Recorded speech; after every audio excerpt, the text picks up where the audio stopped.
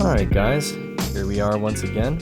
It's the end of the month of August, and I thought I would show you guys what the garden is looking like as we approach the end of the growing season. So over here you can see I've been able to harvest a handful of cucumbers from around the garden, and these peppers as well. Herbs over here. Some tomatoes coming along nicely. And over here you'll notice this bed looks quite different. I'll show you guys a closer view of that a little bit later.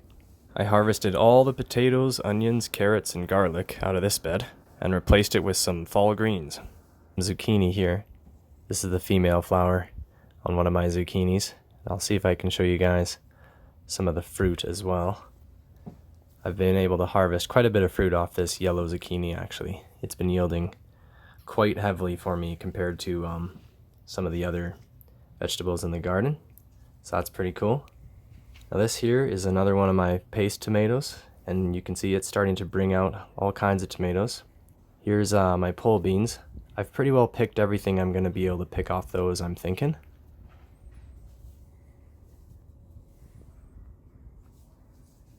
Another golden zucchini and a green zucchini. This here is a delphinium starting to bloom. Paste tomatoes are getting pretty big. They're definitely a decent size, which I'm happy about. Before long it'll be time to harvest them. Overnight low temperatures are getting colder, and a lot of them are starting to ripen. Now check out this pumpkin. You can see it's starting to turn orange. I've got several that are doing the same thing. So I'll have to figure out what to do with all this pumpkin. Do something with the seeds, something with the actual pumpkin meat, if you will.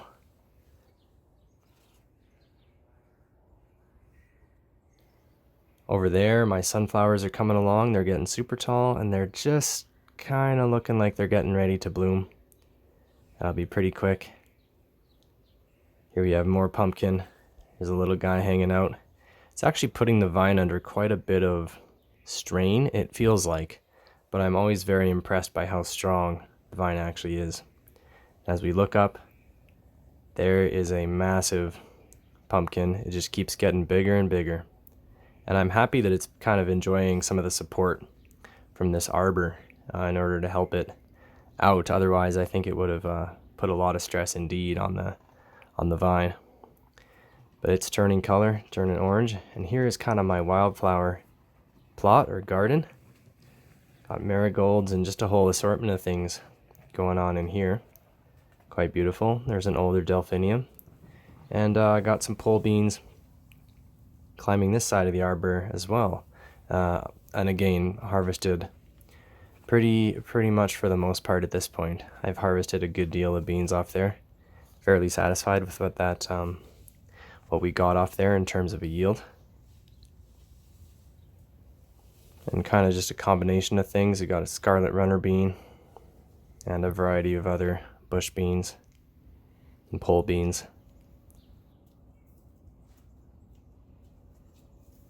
Up here, we have some newer growth on the pumpkin, and I decided to well, here's another fruit coming along, but I decided to take some bamboo stakes and train it into this red telephone booth that I had been using previously for peas, but I ended up harvesting those, taking those down. And here is a bed that I've converted into more of it's going to hopefully serve as more of a late season harvest bed. I've done a second sowing of just a whole bunch of radish, mustard, arugula, spinach, lettuce, kale, and transplanted in some broccoli here. So this is quite a big difference. There had been, here's a bee that appears to be sleeping in one of my marigolds. Pretty funny. I've noticed the bees will take naps in a lot of my flowers actually. So this bed, got our greens coming along. It's kohlrabi right there. Bush beans, I gave them a little bit of support to climb, and they're climbing kind of all over the raised bed. This lemon sorrel has really yielded strongly for me. Very impressive. And I got some more variety of kind of cabbage and different greens that I've transplanted here.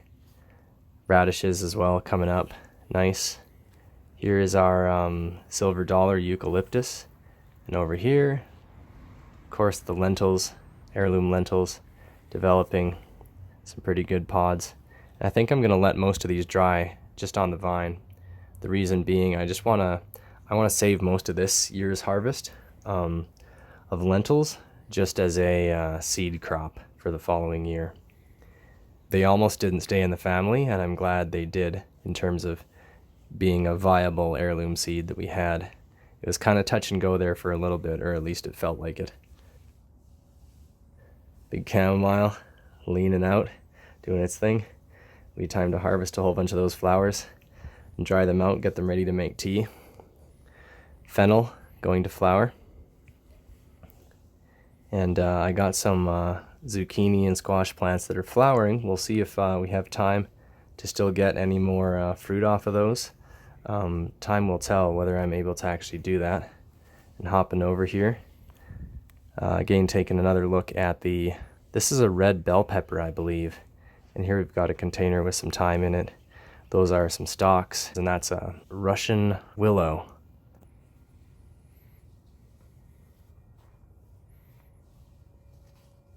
Got some beets in here. Variety of peppers, and again, coming along, fruiting pretty nicely for us, which I'm happy about. Tomatoes developing as well. They're all still green, but I expect them to swell in terms of size, hopefully, and ripen over the next couple of weeks here. And ideally before the frost hits here in Calgary. And you can see I've got a little acorn squash fruiting over there, so that's exciting. Massive dill. Maybe time to figure out what to do with that monstrosity of a dill plant. And here we got some more tomatoes looking a little bit ripe, and this is our black Hungarian, the black Hungarian chili pepper as well. Got some cucumbers starting to form on this late cucumber transplant, so that was one that I started indoors.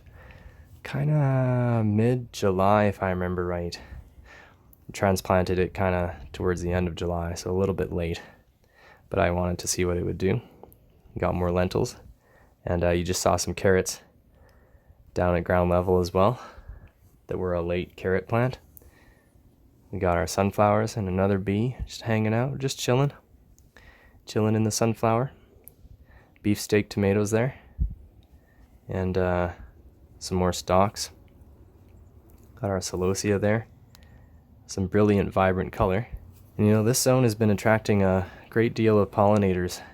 There's actually some wasps that appear to be building a nest nearby.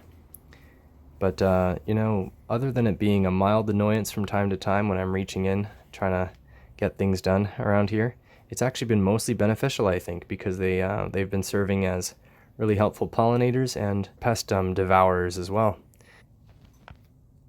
Now that was a big fat looking cucumber just there. Quite interesting. Some of them are growing in an odd shape, which I assume is okay. I know that reading online they had said that when the fruit forms that way, it's a kind of a sign that it's not developing or maturing properly, but we'll see. Big tall sunflowers here. These have grown kind of beyond all my expectations, but I didn't exactly know what to expect. But some of them are getting to, 7 or 8 feet tall, making their way well up up the side of the house, and I've kind of been anchoring them to that trellis a little bit. These tomatoes producing lots of foliage, and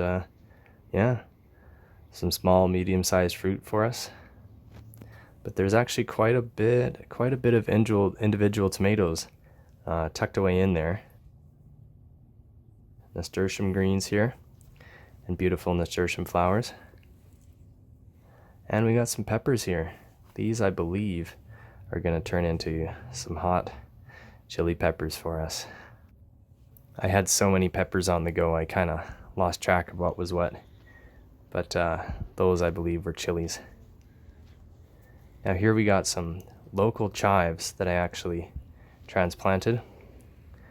Variety containers there, and here's our wildflower beds on the more of the west side of the property. Combination of celia. We got buckwheat here, and it's been a real popular one with the bees and wasps and other pollinators. And you can see, well, this is one of our tomatoes here, not doing as hot as some of the other containers, but still, actually, it's been producing some nice ripe and sweet tomatoes for me.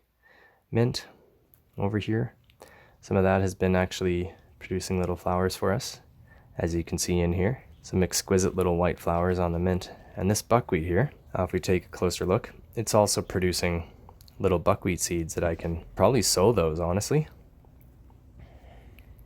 Potatoes in containers there. Here's our kind of creeping vine section. Morning Glory, really doing some cool stuff. Actually, this Morning Glory, I'm quite impressed with it. You can see it's climbed up into some of these evergreen trees here and starting to coil its tendrils around them. So rather interesting. And again, more taters here. Might be pulling those up pretty soon.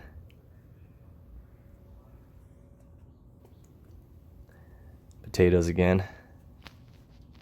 And even a few more potatoes here along the side of the house. Again, somewhat of an experiment with those. And here we got some more pole beans doing their thing, as well as bush beans climbing up that fence. And they've yielded fairly well for me. I think that's kind of my least well-yielding spot for the beans. But it was an adverse spot for those plants. They kind of had a tough go of it right from the get-go with getting flooded out and cold. And then having a lack of exposure to sun, I think, was a problem too. These are our sweet peas, and they smell very, very nice. A very nice perfumey fragrance to those sweet peas. And again, I might keep those pods and keep some sweet pea seeds for myself to plant next year.